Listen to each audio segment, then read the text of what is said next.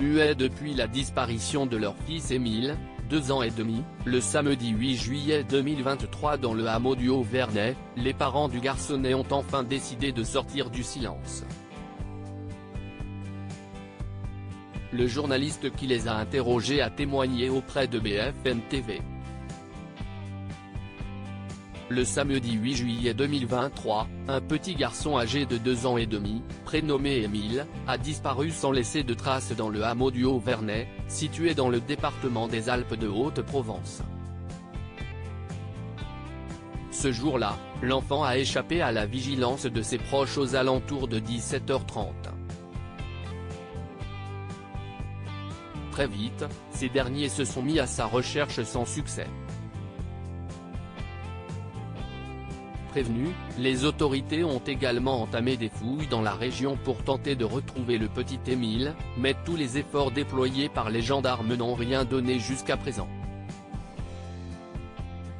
De son côté, la famille du garçonnet a fait le choix de rester muette jusqu'à présent, afin de ne pas gêner le travail des enquêteurs.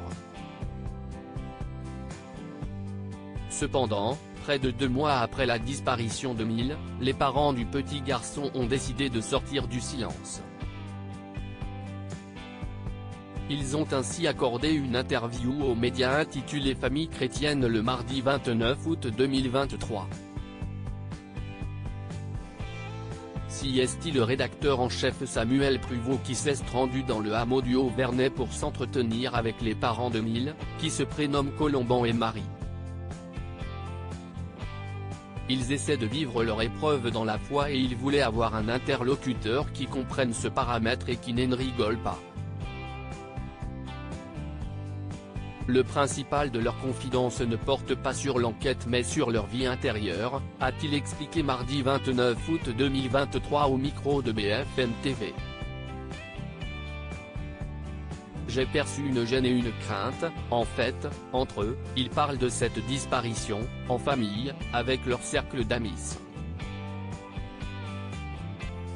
Jamais il ne parle à un étranger, a-t-il également ajouté. Le choc en fait, si est la jeunesse des parents. Moi, je suis journaliste, et je suis aussi grand-père.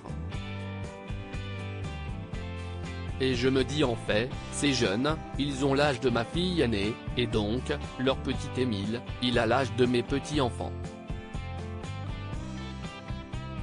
Et je me dis intérieurement, comment est-ce, si jeune, on peut porter une croix si lourde, a par ailleurs souligné Samuel Pruvot. Je pense qu'ils se sont protégés. Si est une grande famille. Il y a du passage, il y a des amis.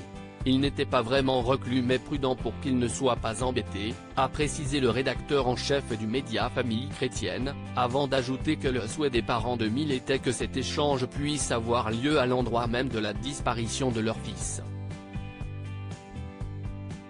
Leur message principal est d'abord de dire merci à tous les Français qui jusqu'à aujourd'hui, et ça continue, se sont mobilisés pour eux.